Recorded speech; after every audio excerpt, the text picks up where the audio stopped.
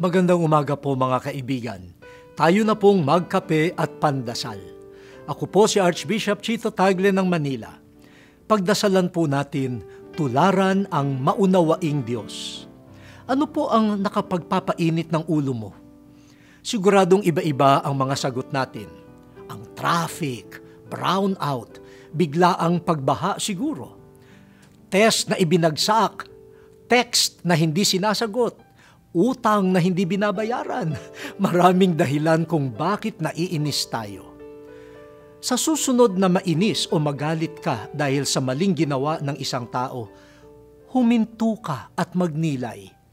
Alalahanin mong walang taong alam ang lahat at kaya ang lahat. Walang tao na natatandaan ng lahat o hindi nakalilimot.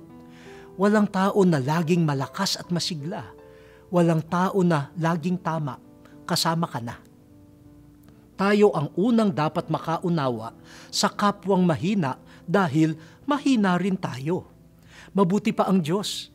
Kahit walang kapintasan at limitasyon, siya pa ang nakauunawa sa mga mahihina na nilalang niya. Tularan natin ang maunawaing Diyos. Kaya sabihin natin, O Diyos, punuin mo ang aming puso ng kababaan at pag-unawa sa kapwa. Amen.